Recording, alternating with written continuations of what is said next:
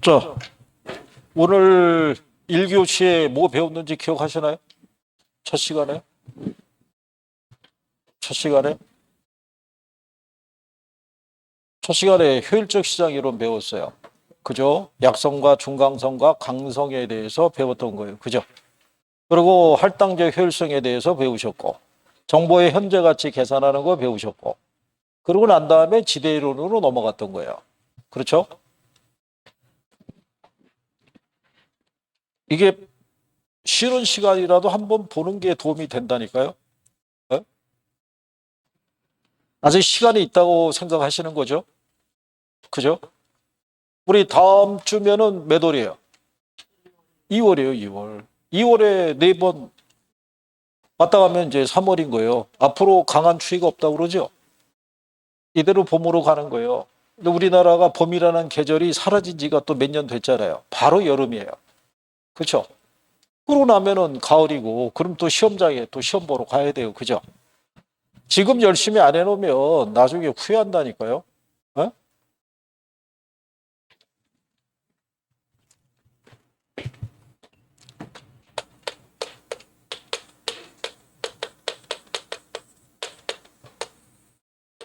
이게 실력이 늘어나려고 그러면 선생님 매번 강의한 거에 대해서 막 물어보고, 그죠? 틀리면 막 물리력을 행사하고 이러면 집중력이 높아질 수도 있어요. 그죠? 근데 우린 그럴 수가 없으니까 여러분에게 맡기는 거잖아요. 그러니까 남아서 공부 좀 하세요. 어? 급하게 가셔야 될 일이 없으면은 여기 이 학원이 자습실이나 이런 체계는 잘 갖춰져 있으니까. 그죠? 한번 들어가 본 적은 없죠? 어? 문 열어보지도 않은 것 같은데? 어? 자리 많이 있어요. 이럴 때 가서 자리 차지해가지고 나중에 시험 임박해갖고 자리 싸움하지 마시고 지금 들어가서 자리 선택해서 끝나고 단 30분, 1시간이라도 보고 가면 그게 도움이 많이 된다니까요. 그죠? 여러분이 공부하는 거를 모르시는 분들도 아니잖아요. 그죠? 자녀들이라든가 조카들에게 공부는 이렇게 하는 거라고 설명을 2시간씩 할 수 있는 사람이 여러분들이잖아요. 그렇지 않나요? 아니, 그 중에 한 5%만 해보라니까요. 5%만. 많은 걸 바라지도 않잖아요, 선생이. 그죠? 다음 주에 그러면 문제 드리고 뒤에다가 답하고 해설하고 안 넣고 그냥 시험 보는 걸로 바꿀까요? 매주? 어? 야, 이럴 때는 또 단합된 모습으로 부정적인 뭐, 예? 아래 위로 고개를 끄덕거린 분들이 없고 다 침묵을 일관하네. 시험 보는 건 싫고 자료는 받아야겠고 복습하는 거는 좀 아직은 시기상조인 것 같고 이러면 그냥 가는 거예요. 계속 열심히 좀 하세요. 열심히 좀. 예? 민법은 혹시 복습하시나요? 민법은? 걔도 안 해요? 민법도? 그러면 뭘 믿고 안 하는 거예요? 복습을 안 하는 게? 나름대로의 무슨 보관이 있나 보죠? 민법하고 학계로는 하루아침에 과목이 안 돼요. 그게 오랜 시간을 투자해야 된다고요. 한순간에 걔네가 점핑할 수는 없어요. 그러니까 시간이 있을 때 열심히 해야 된다니까요. 진짜 제가 거짓말이 아니라 한번 나중에 일찍 왔을 때 여기 다들 모여서 수업 기다리고 있을 때 여기 한번 올라와서 앉아있는 사람 표정 한번 보세요. 모든 걸 이해하고 있는 표정이에요. 여기서 보면. 그죠? 근데 본인에게 불리한 얘기를 하면은 못 들은 체 하고 막 그러는 거 아니에요. 선생님 입장에서는 얼마나 답답하겠어요. 그죠? 자, 우리가 공업 입지를 해야 돼요. 공업 입지의 기본적인 거 안에서 거기 보시면 입지 단위와 입지 인자라고 있어요. 자, 입지 단위하고 입지 인자라는 거를 누가 만들었냐면 배버가 만든 거예요. 옆에 이제 가면은 상단에 배버의 최소 비용 이론이라고 돼 있죠. 예, 그 배버라는 학자가 제시한 게 입지 단위하고 입지 인자라는 거예요. 자, 입지 단위라는 건요. 제품을 생산할 때 발생하는 개개의 비용 항목을 우리가 입지 단위라고 얘기를 해요. 우리가 제품 생산할 때는 자, 인건비도 들어가고 수송비도 들어가고 세금도 들어가고 이런 비용 항목이 발생할 수 있어요, 없어요? 그런 비용 항목을 입지 단위라고 그래요. 그러면 입지 인자라는 것은요. 입지 단위를 기초로 했을 때 특정한 장소에 입지함으로써 얻을 수 있는 비용 절약상의 이익을 뭐라고 그런다? 이거를 입지 인자라고 얘기하는 거예요. 자, 그럴 때 베버라는 사람이 제시한 3대 인자가 있어요. 3대 인자가 운송비, 수송비라고 해도 돼요. 그 다음에 임금, 노동비라고 해도 되고, 그 다음에 직접 이익. 세 가지가 있는데 이 셋 중에 이거를 제일 중시한 거야. 운송비를 여러분 시험에 한번 인식이 됐던 거예요. 205페이지 우측칸에 가면은 상단에 기출 나와 있죠. 자, 베버의 최소 비용 이론에 따르면 산업 입지에서 가장 중요한 것은 수송비, 임금, 직접력 등인데 그 중에서 직접력이 가장 중요한 요소다 이렇게 해놨잖아요. 틀리겠죠? 뭐가? 운송비가. 베버가 왜 운송비를 강조했냐면요. 이 베버의 이론이 1930년대 등장했을 때 그때는 독일이 운송수단이 발달하기 전이에요. 그러니까 제품을 생산할 때 전체 생산비 중에서 뭐가 제일 큰 비중을 차지했다? 운송비가. 그죠? 예. 그래서 그렇게 인지를 하시면 되는 거죠. 자, 그랬었을 때 거기 베버의 최소 비용 이론을 보시면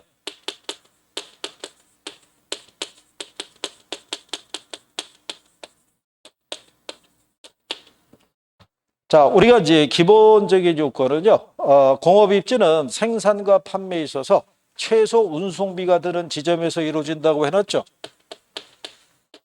지난번에 이렇게 해드린 거죠. 기업의 이유는 총 수익에서 총 비용을 공제하고 남는 게 이윤인데 베버의 논리는 이게 일정하다는 얘기예요. 수익이. 그 수익이 일정한 상태에서 기업의 입장에서 이윤을 크게 가져가려고 그러면 뭐를 줄여야 돼요? 비용을. 그래야지 기업의 이윤이 커질 거 아니에요. 수익이 일정한 상태에서. 그러니까 가장 생산비가 최소가 이루어지는 지점에 공장이 입지해야 된다라고 주장하는 거예요. 대신에 나중에 레시가 나오는 거는 레시는 가장 이 제품의 판매량이 많은 곳에 입지된다라고 주장하는 거죠.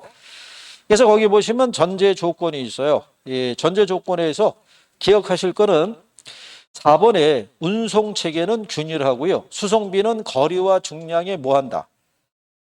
비례한다는 거예요. 그 얘기는 뭐냐면 여기서 나오는 이 수송비라는 건요.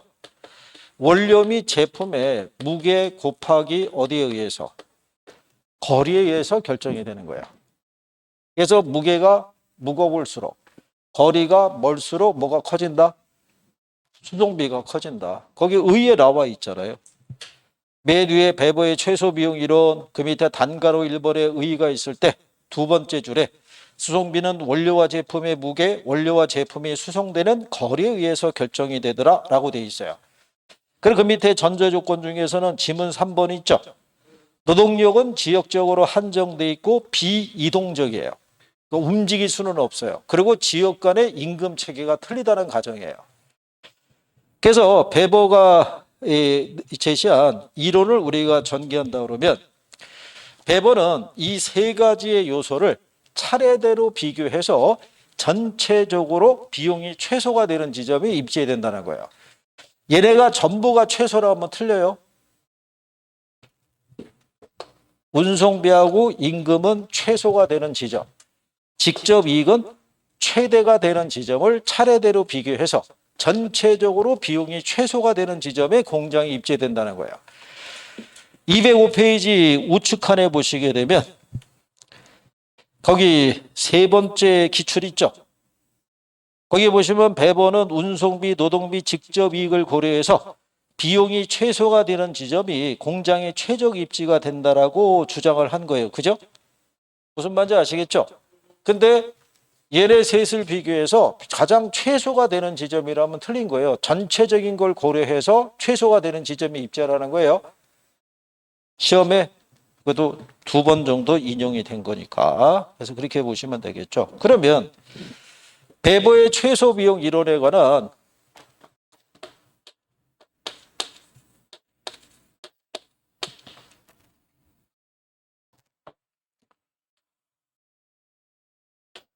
기본적인 구성을 알려드리면, 예전에 우리나라에 D로 시작되는 자동차 회사가 있었어요.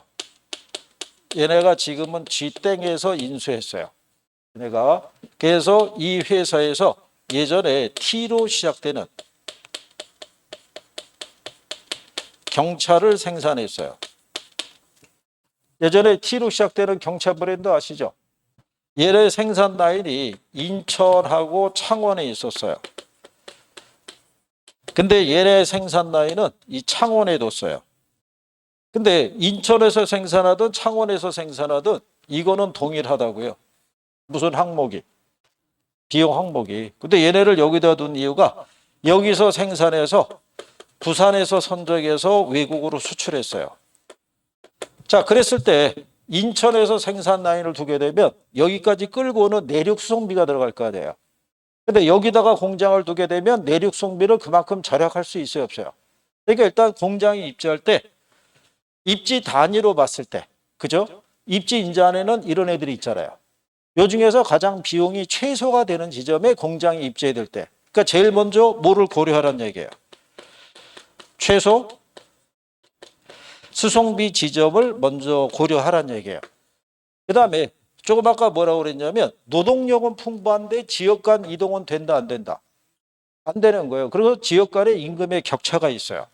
근데 여기 창원에서는 인건비가 100만 원 들어가는데 대전으로 가게 되면 인건비가 90만 원이래요. 그러면 그 다음에는 최소 수송비 지점을 선택한 다음에 최소 노동비 지점하고 비교하라는 거예요. 근데 인건비는 여기가 싸잖아요. 그러면 공장은 이전을 해볼 수 있어요, 없어요? 일로 이전하면 10만 원 절약하니까. 근데 일로 공장이 이전하게 되면 여기서 부산까지 추가되는 수송비가 발생할 수 있겠죠. 이게 만약에 10만 원이 플러스가 돼요. 그러면 공장은 이전할 필요가 있어요, 없어요? 없을 거 아니에요. 그래서 최소 수송비 지점하고 뭐하고 비교해 보라는 거예요. 최소 노동비 지점하고의 비교를 해보라, 이런 얘기예요. 무슨 말인지 아시겠나요? 그럴 때 공장이 입지를 바꾸는 과정에서 추가되는 운송비가 발생하는 지점이 있죠. 그거를 연결한 선을 등비용선이라고 그래요. 나중에 우리가 설명해 드리면 여기 P라는 게 최소 수송비 지점이에요.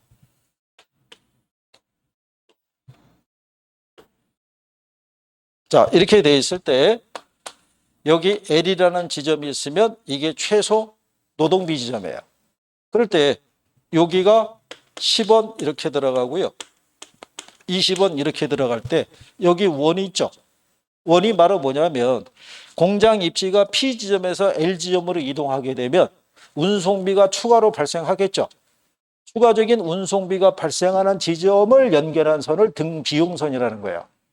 여러분 시험에서 2번 나온 거예요. 자, 그러면 똑같은 거잖아요. P 지점에서 L 지점으로 이동할 때 인건비를 10원을 절약할 수 있어요.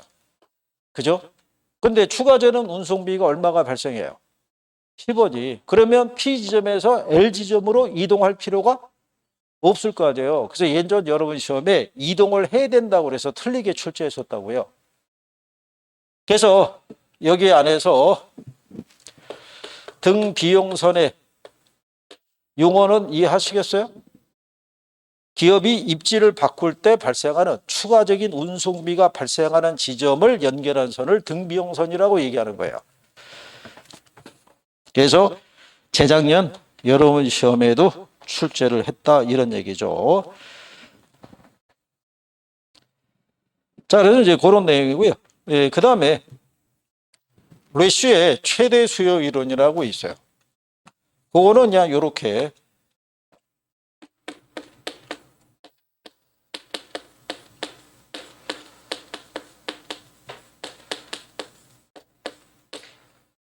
자, 레시오의 최대 수요율은요. 기업의 이윤이라는 거는 총 수익에서 총 비용을 뺀 것이 이윤인데 여기 있는 레시오의 논리는 뭐냐면 이번에 거꾸로 이게 일정하다는 거예요. 뭐가? 비용이. 그럼 비용이 일정하면 기업의 입장에서 이윤을 높이는 방법은 뭐겠어요? 이게 커져야 되잖아요. 수익이. 그 수익이 커지기 위해서는 이게 알파벳 N이에요. 상품의 판매 수량이 제일 많은 곳에 입재해야 된다는 거예요. 그래야지 이익이 커질 거 아니에요. 거기 보시면 205페이지에 밑에서 세 번째 줄에 보시면 레시는 공간상에서 수요를 고려하게 되면 최소 비용 지점은 무의미하다고 봐 최소 비용 관점에 최적 입지를 부정하고 수요를 최대화하는 지점이 이윤을 극대화하는 최적 입지가 된다라는 이론을 전개했다라고 얘기를 해요. 그렇죠?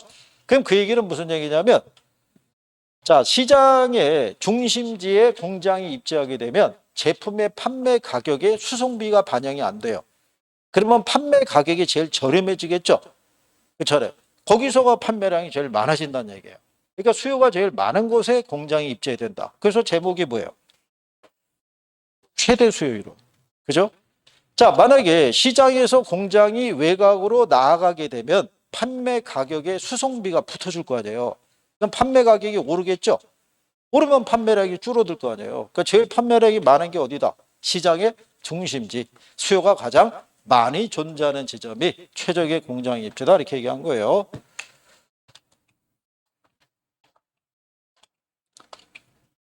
그래서 기본적인 이런 성격에 대해서 제목이 일단 얘기해줘야 안 해줘요. 얘기해주잖아요. 그 기본적인 틀을 먼저 이해를 하시고 그 다음에 자꾸 돌다 보면 세부적인 애들도 정리가 돼요. 근데 복습을 하면은 그게 좀 빨라지는 거죠. 그죠? 그렇게 정리만 좀 할 수 있으면. 자, 그래서 이제 그런 내용 정도 정리를 해드린 거고. 그 다음에 옆에 207페이지에 가시면 공장 부지의 입지윤이라고 돼 있죠. 이거는 배보가 지금 얘기한 게 뭐예요? 3대 인자가. 운송비, 임금, 직접력이죠. 그러면 이건 뭐냐면 수송비의 관점에 봤을 때 시장에 입지했을 때가 수송비를 절약할 수 있느냐 아니면 원료 산지에 입지했을 때가 공장이 수송비를 절약할 수 있느냐 그거를 구별해 준 것이 시장 제약용 입지와 뒤로 넘어가면 원료 제약용 입지라고 돼 있죠. 그래서 배버는 이거를 설명하기 위해서 뭐를 만들었냐면 거기 208페이지 하단에 가면 208페이지 하단에 박스에 원료 지수라고 돼 있죠. 예, 이 개념을 만들어낸 거예요. 원료 지수라는 거. 그래서 재작년에 배버 이론이 출제가 됐을 때 누구의 이론이냐를 물어봤어요. 세 개의 지문이 있었는데 그 중에 하나가 원료 지수라는 개념을 도입했다. 또 하나가 등비용선이었어요. 그러면 원료 지수하고 등비용선 나오면 무조건 누구의 얘기겠어요? 배버의 얘기가 되는 거예요. 그죠? 그러니까 출제자는 힌트를 다 줘요, 안 줘요? 네, 힌트를 주는 거예요. 힌트를.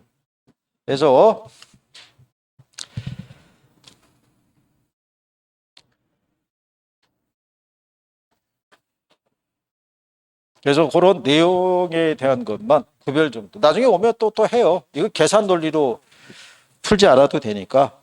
그 다음에 그 뒤로 210페이지 가셔가지고 하단에 가면은 예제 나와 있죠. 예제. 예. 자, 배보의 공업 입지론에 관한 설명으로 틀린 걸 물어봤을 때, 자, 3번 질문해 보면 기업의 입지요인으로 수송비, 인건비, 직접 이익을 제시하였다 그랬으니까 맞는 표현이겠죠. 5번에 등 비용선 나오죠. 최소 수송비 지점으로부터 기업이 입지를 바꿀 때 이에 따른 추가적인 수송비의 부담액이 동일한 지점을 연결한 곡선을 등 비용선이라고 얘기하는 거예요. 저 아까 여기 설명한 거 기억하시나요? 삼각형 그리고 원 그렸잖아요. 네, 그거 얘기하라. 이게 두 번 나온 거예요. 그래서 답이 4번 준 거예요. 기업은 수송비, 인건비, 직접이익의 순으로 각 요일이 최소가 되는 지점에 입지한다고 돼 있죠. 그럼 틀릴 거 아니에요. 전체적으로 봤을 때 최소가 되는 지점이란 얘기예요. 그죠? 그래서 이걸 답으로 준 거예요.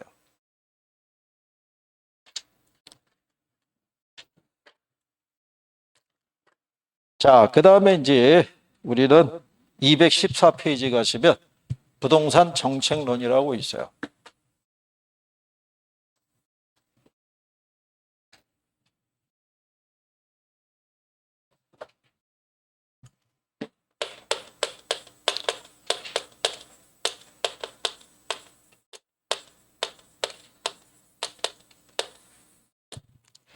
자, 정책론의 시험 목차는 네 가지예요.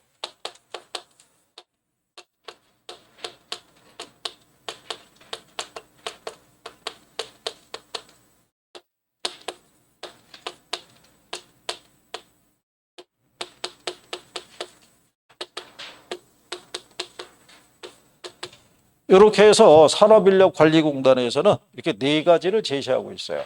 그럼 결론은 몇 문제 내겠다는 거예요? 네 개. 기본이 네 문제 나오는 거예요. 다만 3년 전에는 7문제까지 나왔어요. 근데 최근에 한 3년 정도의 정책에서 출제된 거는 아주 쉽게 줬어요.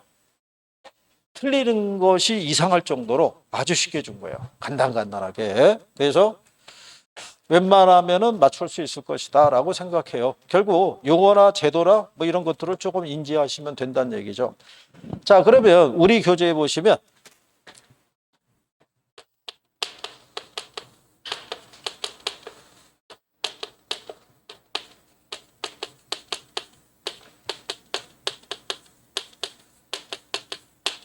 자, 제일 먼저 부동산 문제가 등장하게 되는 것은요. 옛날에는 이 문제를 해결하기 위해서 이 정책이 필요했다 이렇게 보시면 돼요. 그러니까 토지 문제를 해결하기 위해서 토지 정책이, 주택 문제를 해결하기 위해서 주택 정책이 필요하다는 논리였는데 요즘은 이 논리로 들어오는 거예요. 그러니까 경제학적인 사고를 바탕으로 해서 정부는 시장에 왜 개입하느냐 이거예요. 그러니까 일정한 역할을 수행하기 위해서 들어오더라. 그러니까 그런 것들이 외부 효과의 문제를 조정하거나 시장 실패를 수정하거나 아니면 시장 안에서의 형평성을 증진하기 위해서 들어오더라. 이런 식으로 바뀐 거예요. 그러니까 부동산 문제 관련된 거는 출제를 잘 한다 안 한다? 안 하죠. 이거는 거의 상식적으로 나오는데. 그죠? 그러니까 간단하게 보시면 되겠죠. 부동산 문제라는 것에 의의를 보게 되면 기본적으로 시장에서 발생하는 부동산 문제 하면은 뭐가 있어요? 토지 문제, 주택 문제, 도시 문제, 이런 제반 여러 가지 문제가 발생할 수 있겠죠. 이 문제를 유발하는 것은 자연물인 토지에서 발생하겠어요? 우리 인간에서 발생하겠어요? 우리 인간에서 발생하는 거예요. 그죠? 지금의 부동산 가격이 불합리하게 높다거나 생각해 보세요. 4억짜리가 8억이 됐다가 다시 또 4억으로 이렇게 떨어진다는 거는 이거는 가격에 거품이 있다는 얘기잖아요. 이게 말이 안 되는 소리예요, 실상. 그죠?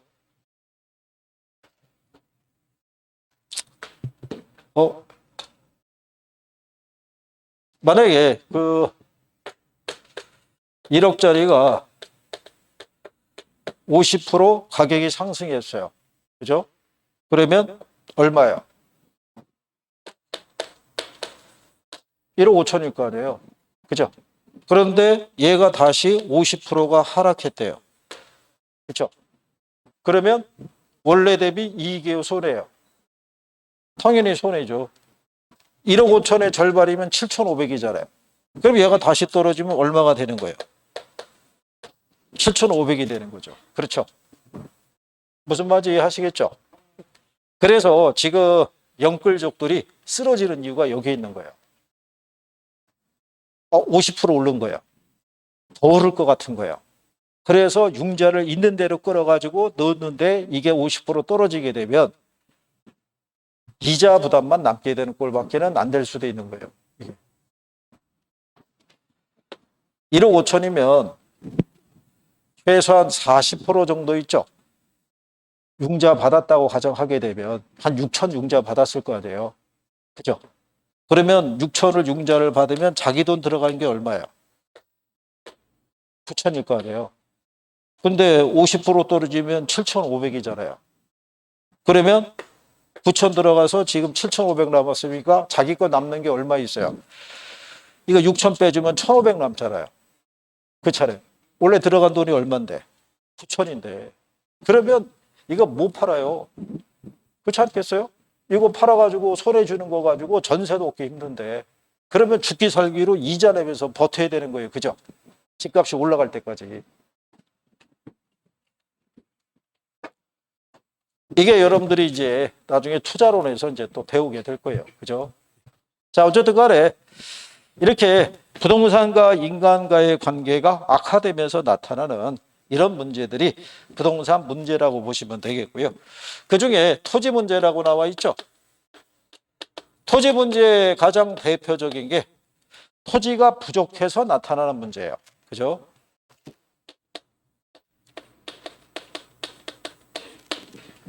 자, 우리 교재상에서는 물리적 토지 문제 또는 경제적 토지 문제 이렇게 나눠지게 돼 있는데 기본적으로 토지가 부족한 거죠. 근데 우리는 땅이 부족하다는 생각은 해본 적이 없어요. 돈 있으면 살 수 있는 게 땅이잖아요. 그렇죠? 근데 누구의 입장에서 볼 때? 정부의 입장에서 볼 때는 국토 공간이 한정돼 있는 거죠. 현대 국가가 이 영토를 넓힐 수 있는 방법이 뭐겠어요? 전쟁밖에 없어요.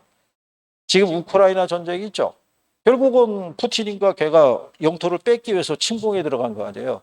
그렇잖아요. 그런데 국제사회가 또 가만히 안 두죠. 그러니까 자기 맘대로 전쟁을 일으켜서 영토를 뺏는 것도 쉬운 게 아닌 거예요. 그러니까 수요는 나날이 늘어나는데 토지가 부족하게 되면 뭐가 상승하겠어요? 땅값이 상승하게 되는 거죠.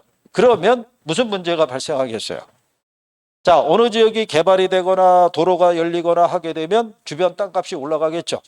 그러면 그 땅값 상승에 따른 이익은 누구만 가져가겠어요? 땅을 갖고 있는 사람만. 가지지 못한 사람들은 아무 혜택도 없잖아요. 그러면 계층 간의 갈등, 사회 불평등이라는 게 심화될 수 있어요, 없어요? 그러면 누가 정상적으로 근로를 하려고 그러겠어요? 1년 내내 뼈 빠지게 일해봐야. 그죠? 아무 개가 땅 한 번 사고 파는 거에 그 10분의 1밖에 안 되면 근로의욕이 꺾일 거 아니에요. 그죠? 그래서 이런 문제가 발생하는 거예요. 땅값 상승이라는 게. 그래서 이제 이런 지가고 문제라는 게 있고요. 그 다음에 215쪽에 가면 3번 지문에 난개발과 환경 파괴 문제라고 있어요, 없어요?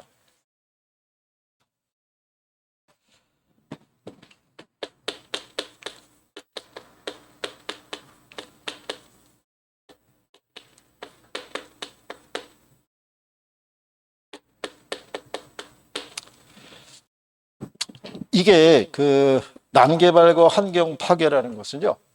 그 서울의 잠실에 가게 되면 그 제2 이렇게 가는 애 있죠. 초고층으로 지은 애. 그죠? 이건 일종의 특혜예요, 특혜. 여기 잠실 일대가 원래 교통체증이 심하기로 유명한데요. 근데 여기다가 초고층을 때려 넣게 되면 차량의 대수가 어떻게 돼요? 더 많아질 거 아니에요. 근데 그 주변에 잠실 시형이 다 재개발 대상이잖아요. 재건축 대상. 그럼 거기에 재건축이 되면 5층짜리 아파트가 다 고층으로 바뀔 거 아니에요. 그럼 나중에 불을 보듯 뻔하다고요. 교통체증이 심각해지면 그로 인해서 발생하는 경제적 손실이 어마어마한 거예요. 차가 가다가 길에 서 있죠. 그럼 기름 소모가 발생해야 해요. 발생한다고요. 서 있어도 조금씩은 굴러가든가 작동을 해야 되니까. 그로 인한 손실이 얼마나 크겠어요. 그죠? 서울에 가면은 저기 동대문 쪽에 거기도 쇼핑몰들이 대형 쇼핑몰들이 들어가 있어요. 그죠? 거기 1년에 한 번 세일 들어가면은 차선 하나가 마비가 돼요. 들어가는 차량과 나오는 차량이 엮여가지고. 그러니까 거기는 원래 4대문 안에서는 환경 영향 평가라는 걸 실시해가지고 거기에 부합되지 않으면 허가를 안 내줘야 되는데 상권을 활성화시킨다는 명목으로 그걸 허가를 내준 거예요. 그로 인한 경제적인 손실이 얼마나 크겠어요. 그죠? 이익은 몇 사람만 가지고 가고. 뭐 그런 것들이에요. 그러니까 잘못 개발하면 그로 인한 환경 파괴는 뒤따라온다라고 생각하시면 돼요. 저걸 다 누가 하겠어요? 우리가 하는 거죠, 우리가. 그죠? 그리고 토지 이용의 비효율성이라는 것은 토지는 자산이라는 인식이 되게 팽배해요. 내가 굳이 이용하지 않더라도 시간이 지나면 가격 상승에 따른 이익을 기대할 수 있다 없다. 어느 해인가 그 유통업체들이 있죠.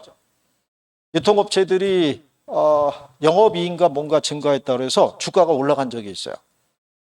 그래서 내막을 들여다봤더니 걔네가 경영을 잘해서 이익이 상승한 게 아니라 유통업체들이 대부분 지점을 만들기 위해서 토지를 미리 매입해 놓는다고요. 곳곳에.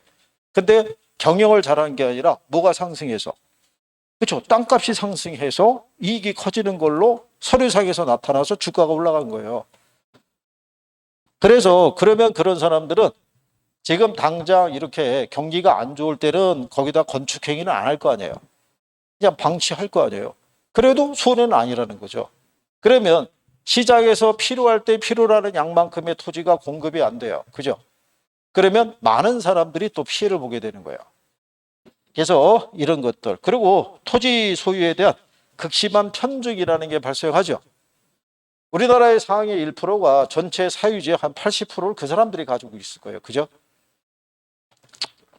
오래 얘기해봐야 마음만 아프니까 그냥 넘어가는 거죠. 예, 그래서 그리고 이제 뒤로 넘어가면 이 소득 분배 불평등도의 측정이라고 돼 있죠.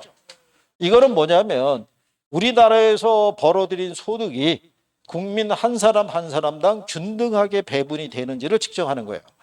이게 제대로 배분이 안 되면 빈부의 격차가 심하다라고 생각하시면 돼요. 그죠? 우리나라는 빈부의 격차가 어떻게 돼요? 네, 우리도 심한 편이에요. 근데 전 세계적으로 보더라도 상위 1%가 전 세계 인구의 한 80%를 먹여 살린다고 보시면 돼요. 그 사람들의 어떤 행위에 의해서. 우리나라 전 세계적으로 돈 많기로 유명한 사람들이 재단 세워서 기부 같은 거 해야 안 해요? 천만억짜리인 걸 기부한다고요. 그게 다 어디로 가겠어요?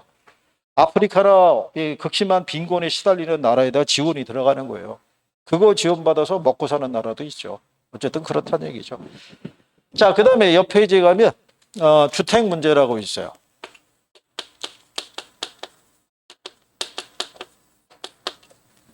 자, 주택 문제라는 거는 크게 두 가지 문제로 나타나더라. 그래서 거기 보면 주택의 유용성 문제라고 해놨죠. 여러분들에게는 유용성 문제라고 안 하고요. 무슨 측면의 문제다? 예, 수요와 공급으로 표현한다고 생각하시면 돼요. 그래서 주택의 유용성 문제는 시민들이 필요한 만큼의 주택을 질적이나 양적인 측면에서 어떻게 제공하느냐, 그런 문제예요. 그 다음에 주택의 부담 능력 문제라고 돼 있죠. 그거는 수요 측면에 관한 거예요. 즉 구매력과 직결돼 있다. 주택의 공급의 규모를 다양하게 뭐 15평, 18평, 뭐 20평, 23평 이렇게 다양하게 공급을 해주더라도 소비자의 뭐가 뒷받침이 안 되면, 구매력이 뒷받침이 안 되면 소용이 없다는 얘기예요. 그죠? 이번에 주택금융공사에서 한시적으로 운영하는 특례 보금자리론이라고 출시하죠. 오늘부터. 그렇죠? 오늘부터 출시하는 거예요. 대출금리는 4%대 이하고. 그죠? 대출 기간은 최대 50년. 단 50년짜리를 받으려고 그러면 보금자리론의 기간이 늘어났어요. 작년에 개정이 돼가지고 40년, 50년 두 가지가 들어온 거예요. 다만 40년, 50년에 신혼 부부는 들어가고 40년짜리를 받으려고 그러면 만 40세인가 미만이어야 돼요. 그리고 50년짜리 받으려고 그러면 33세 미만 이렇게 돼야 돼요. 그래야지만 그 기간 내에 받을 수 있다라고 보시는 거죠. 그래서 금리를 좀 낮춰주고, 그래서 최대 그 LTV나 이런 거, DSR 이런 거 적용 안 해주고 9억짜리 이하의 주택이면 신청이 가능하도록 이렇게 해준 거예요. 그 해준 이유가 뭐겠어요? 일단 보금자리로는 고정금리예요, 변동금리예요? 고정이라고요, 고정. 근데 시중에서 변동금리 하에서 금리가 계속 올라갔잖아요. 그 상환의 부담이 커질 거 아니에요. 그거 바꿔주겠다 이런 얘기예요. 해놔야지 또 선거 있을 때 표도 받고 그럴 거 아니에요. 바꿔야지. 그래서 오늘부터 이건 출시가 된다 이런 얘기예요. 그래서 그렇게 보시면 되겠고요. 그래서 거기 양의 부족이라고 돼 있죠. 단가로 이번에 270. 그게 이제 뭐냐면 이게 공급 차원에서 보게 되면 주택의 절대량이 부족하는 데서 나타나는 걸 양적인 문제라고 그래요. 그래서 대부분의 나라에서는 제일 처음에 1가구 1주택이 있죠. 주택 보급률을 100%로 맞추는데 초점을 두고 있다고 보시면 돼요. 그 우리나라는 주택 보급률이 100%가 넘어요, 안 넘어요?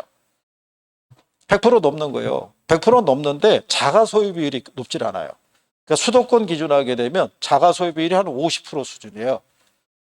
왜냐하면 주택 공급은 많이 됐는데 이번에 왜 그 빌라왕 얘기하시죠? 한 사람이 뭐 수백 채씩 갖고 있는데 그렇잖아요. 그러니까 그런 문제라고 생각하시면 되겠죠.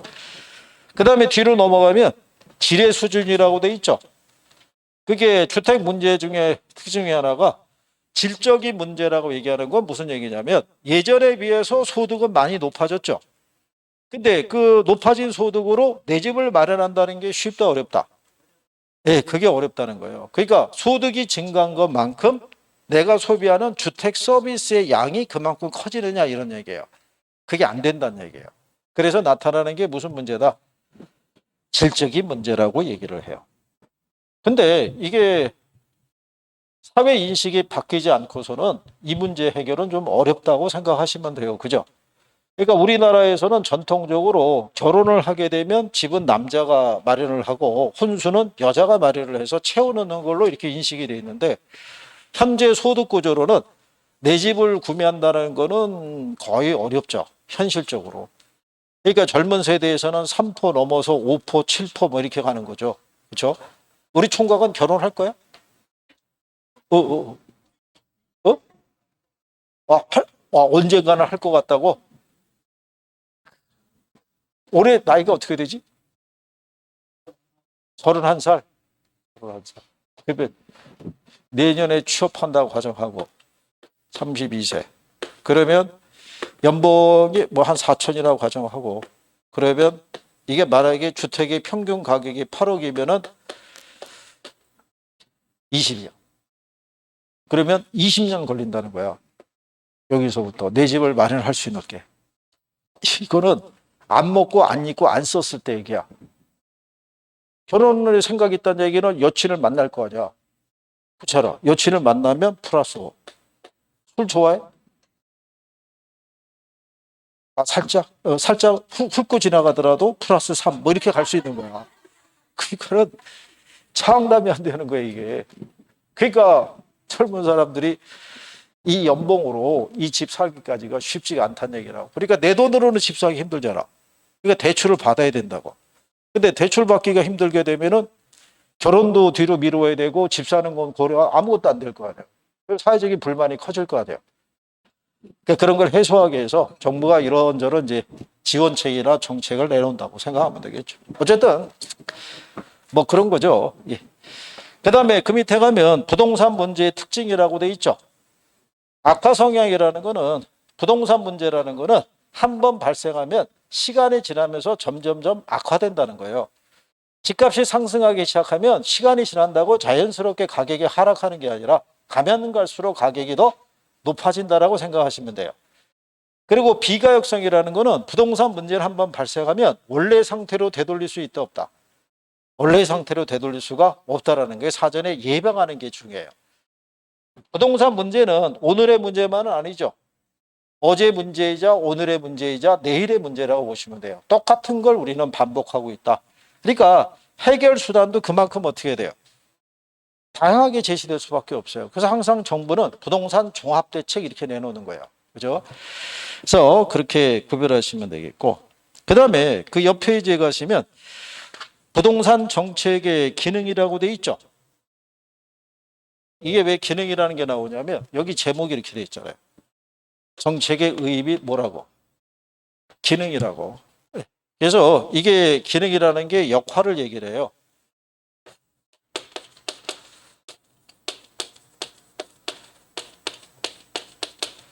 여기 개요만 설명하고 강의는 마무리 해드릴 거예요. 그죠? 이거 제목 쓸어가는 동안에 뒤통수가 따끔따끔했어요. 그죠? 끝날 때도 다 됐는데 새로운 거 적는다고 표정이 안 좋았던 거죠. 거기 가면 시장의 힘이라는 게 있고 비시장의 힘이라는 게 있죠. 이렇게는 시험에는 안 나와요. 자, 시장의 힘이라는 거는 수요와 공급이 있죠. 예, 이게 시장의 힘에 관련된 거고, 비시장의 힘이라는 거는 정부 있죠. 예, 정부에 의해서도 그죠? 예, 여러 가지 어떤 문제가 생길 수도 있고 또 줄여줄 수도 있고 뭐 이렇게 생각하시면 돼요. 그래서 거기 해놨잖아요. 의사결정은 수요와 공급과 같은 시장의 힘. 정부는 비시장의 힘으로 중요한 역할을 수행하고 있다 해놨죠. 여러분 시험에 이렇게는 안 나온다고요. 그죠? 예. 그래서 그렇게 보시면 되겠고, 정부의 시장 개입 이유 있죠. 예. 거기도 이 정치, 예전에는 정치적 기능이라는 표현을 썼는데 요즘은 그렇게는 안 하고요. 그 밑에 가시면은 그 하단에 박스 있죠. 예, 요즘은 그 표현으로 나와요. 정부가 시장에 개입하는 이유는 시장 실패를 보완하기 위해서, 형평성을 증진하기 위해서, 시장을 뭐 하기 위해서, 안정시키기 위해서 정부는 시장에 개입한다라고 생각하시면 돼요. 그래서 우리가 지난번에 거기 형평성 증진에 보면 주거 공간과 같은 가치제에 대한 최소한의 소비 보장이라고 돼 있죠. 그래서 가치제를 설명했었죠. 기억하시죠?